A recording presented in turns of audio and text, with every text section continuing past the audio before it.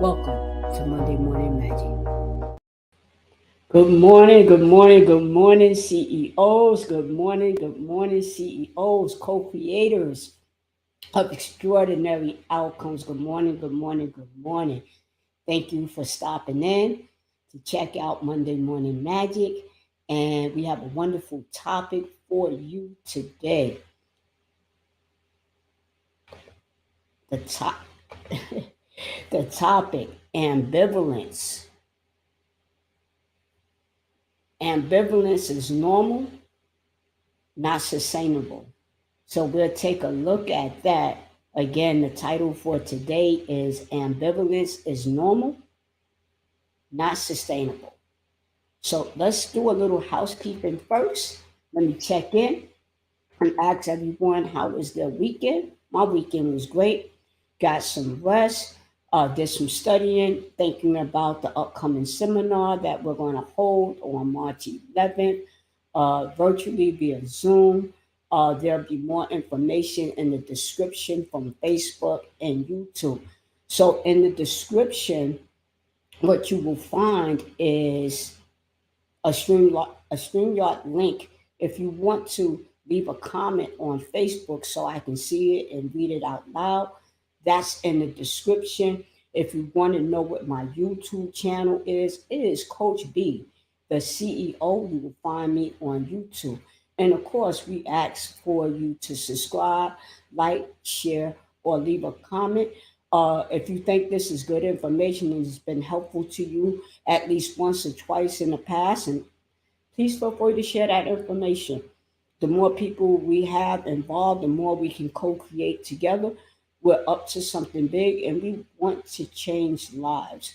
So, again, my name is Coach B. I'm an ordinary person with extraordinary aspirations who believes in living life fully alive. Today's topic ambivalence is normal, not sustainable. So, what is ambivalence? Let's take a look at that. As you know, I love going to the dictionary. I don't want to make up stuff and take credit for something that's not mine. But what I would like to do is give you definitions, information, inspiration, tie my lived experience to it, and then put the coaching element in it at the end by asking you a few coaching questions for you to take under consideration and maybe answer to yourself or get on a discovery call with me, and then we can work out whatever that area is for you. So ambivalence, having mixed feelings or contradictory ideas about something or someone. I don't know any person that has not had a moment where they felt ambivalent about something.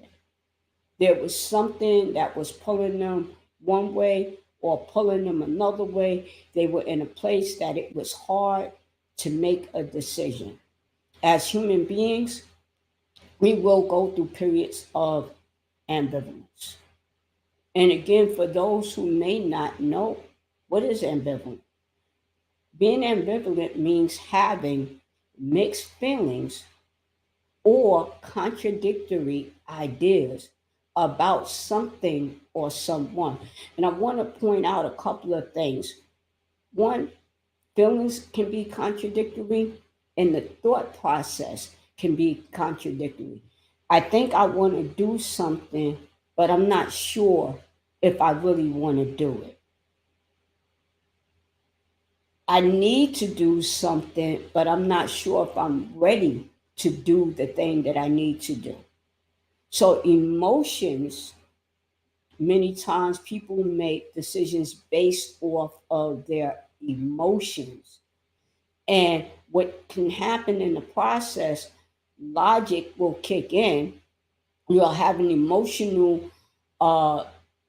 emotional feeling about a situation, but mentally you will start thinking about the pros and cons about this particular thing or someone.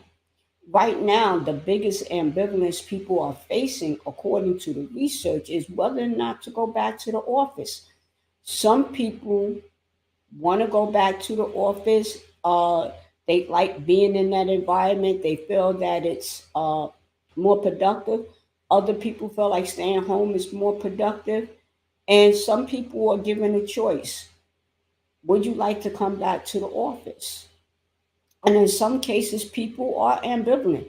Do I go back to the office and change my routine all over again? What were some of the benefits of me being at home, working from home? What are some of the benefits of going back to the office? Most people right now are dealing with that. We have seen companies um, let go of, downsize their staff during this time. And the companies, believe it or not, they go through a period of ambivalence too. Is this the right time to do the layoffs? How will that impact the employee's life? What can we do? And how do I know that? I used to be an assistant director of programs.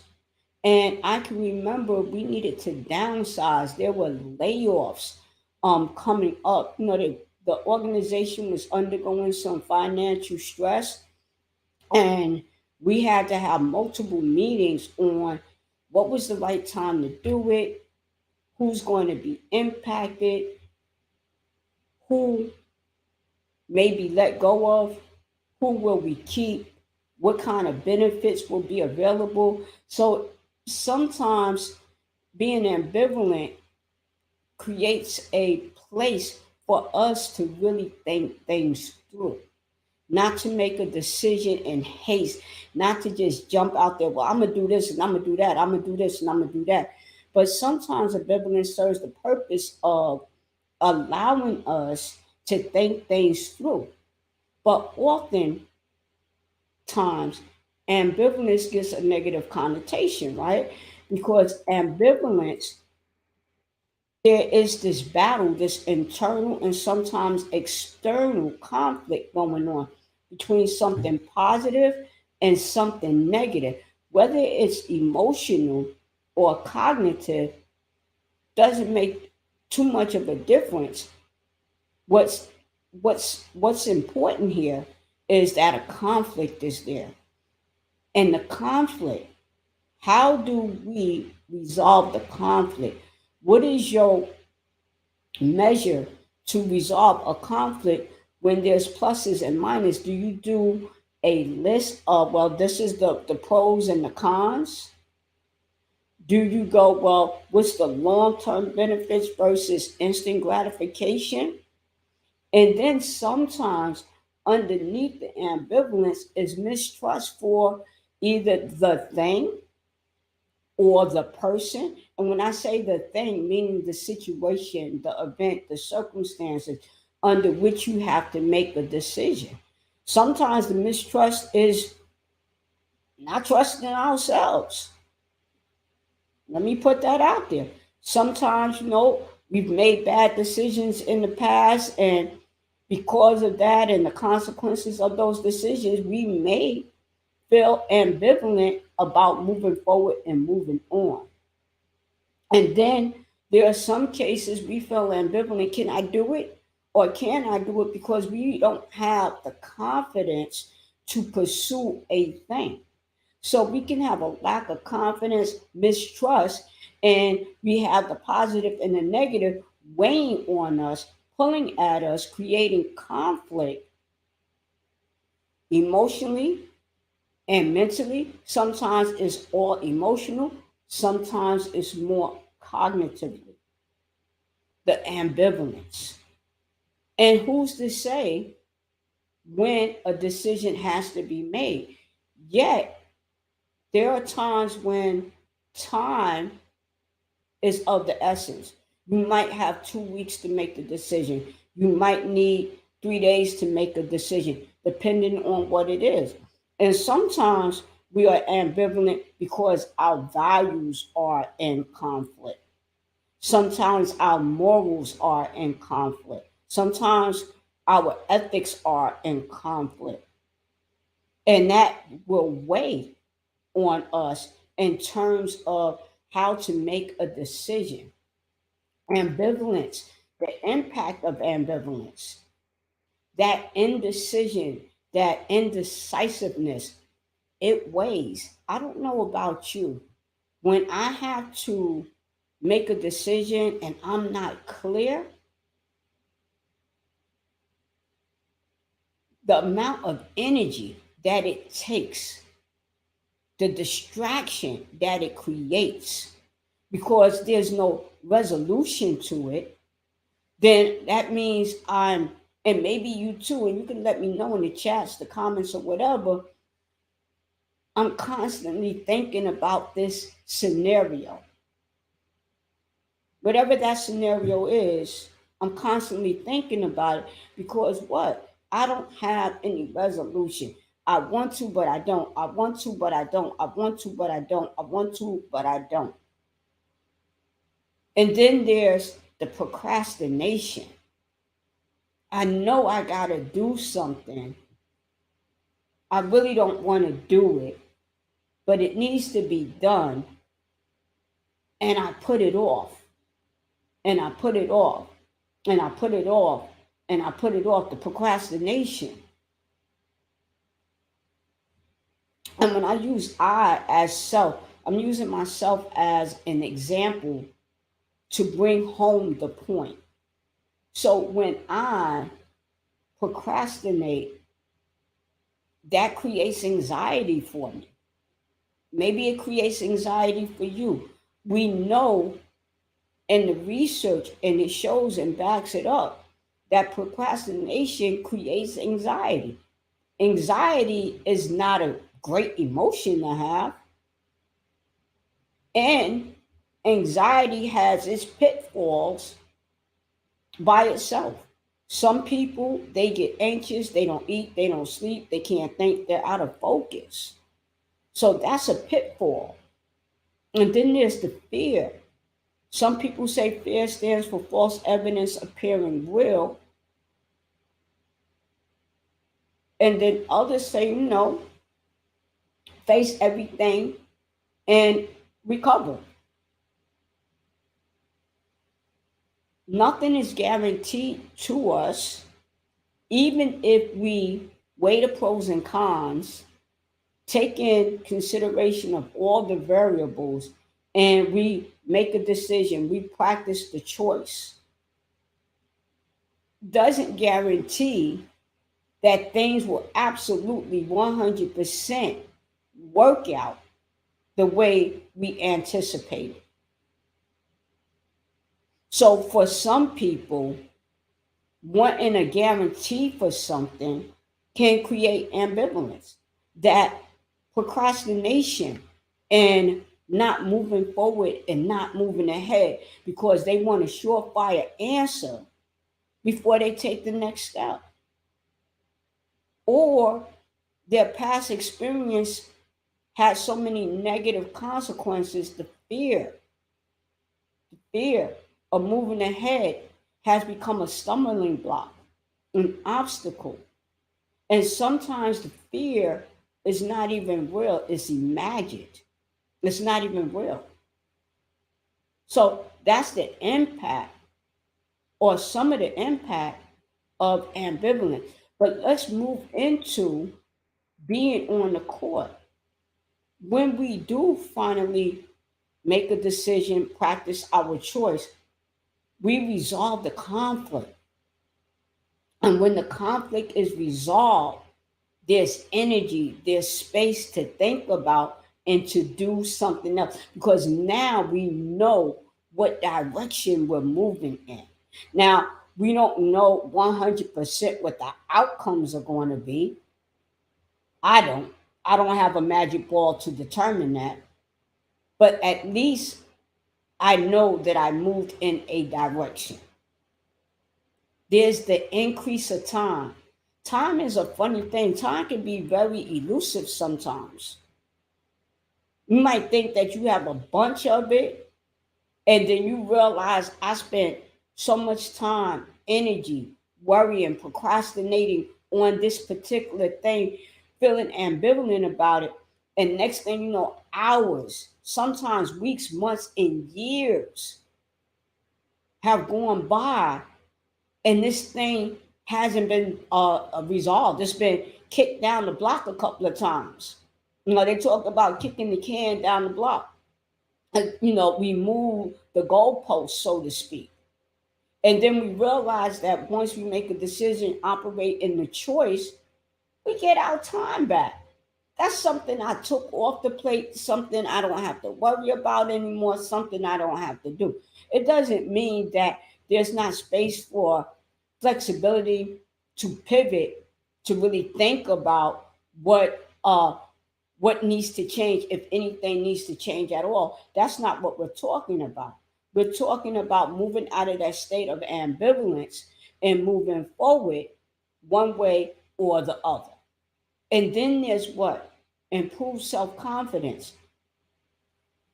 When I'm able to make a decision and stay with my decision for a period of time, listen, that's the hardest part sometimes. To make a decision, stick with the decision, be patient with myself, and wait to see what happens. Sometimes, becoming impatient, we sabotage whatever it is that we're trying to make a decision about. Because we want instant gratification. We're moving fast, we're moving fast, we're moving fast. And sometimes when I take my time, or most of the time, let me rephrase that. Most of the time when I take my time and I make my decision, I weigh my pros and cons, and then I take action and I stay in the action part of it, I see results. I see results. And I'll tell you, there's been moments in my life where I'll go, why did I put that off? This didn't even take what I thought it was going to take to do the particular thing. There's some people call it paralysis analysis or analysis paralysis. Just overthinking, overweighing the pros and cons and not putting nothing into action. But once I've learned how to weigh the pros and cons and know, okay, this is what I need to do next, and do it, I get my time back. I resolve the internal and external conflict, the emotional and the cognitive conflict, and I build self-confidence. Because what it shows me is that I can make a decision. What it shows me is that, you know what? I have the capability of walking through a conflict, that I don't have to be stagnated at a particular point. I don't have to be stagnated where I can't move forward because of fear, because of procrastination, because of uncertainty, because I'm waiting for everything to be exact, everything to be perfect. So when I walk into it now, everything is not going to be perfect. Rule number one, everything is not going to be perfect. Me taking the risk, me showing up for myself, me doing something different, that's the prize. That's the prize. Not necessarily the outcome or the results. For instance, I'm doing this every week. Discipline, structure, becoming creative. That's the prize. I told you guys a couple of weeks ago when we were talking about overcoming, these setbacks, that it took me a long time to even get online. Because I'm old school. This is for the new people. And as a direct result, I missed the opportunity to develop skills, to enhance skills, to increase my knowledge. So those were the benefits. What was the ambivalence? I didn't know if it was going to work, not work. What do I want from it? I had so many thoughts in my mind. And then I made a decision. And now I'm following through on that decision. Now, Monday Morning Magic has been around since the beginning of the pandemic. But my purpose for doing it then and my purpose for doing it now is two different things. During the pandemic, I wanted to have a space where I could inspire people. We, as a country, as a nation, on a global level, we were going through some stuff. And that was my contribution. And I looked at it short term, not long term. And once I started looking at the benefits more long term, I had to get recommitted to the ideal and the concept. Like, hey, show up Mondays. Continue to do what you was doing. And from it, I get the discipline. I'm learning about technology in a way that I thought I would never learn about it. I'm connecting with people. People are listening. I get text messages. Hey, that was a good broadcast the other day. I got something from it. Every now and then, people will leave something in the chat, and I appreciate that support as well.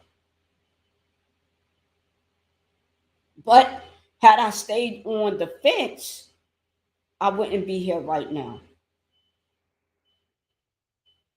So here are some coaching questions. How would you like to move forward?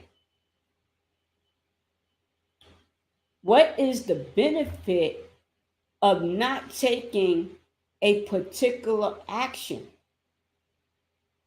And lastly, what's in the way? Again, I'm going to repeat these coaching questions. And these are questions that you can ask yourself. And if you're working with other people, you can ask them this too. How would you like to move forward? Why that question? To start thinking about the future, to get from this stuck, stagnated place to do what? To move forward. What is the benefit of not taking a particular action? Sometimes there's emotional payoffs for people. And once we could discover what the emotional payoff is for ourselves or others, then we have something to work through. And lastly, what's in the way? What's in the way? And if we can get that block out of the way, then we can move forward. Let me know how I can be of service to you. If you want to know how to contact me, again, in the Facebook page, my profile page, because this is where this is being streamed to, and on YouTube, in the description underneath, there's my contact information on how to get in touch with me. Let me know how I can be of service to you. And again, don't forget to subscribe, like, share, leave a comment. This has been your Monday Morning Magic. Again, subscribe, like, share, leave a comment. If you can relate, I would greatly appreciate it. Thank you so much.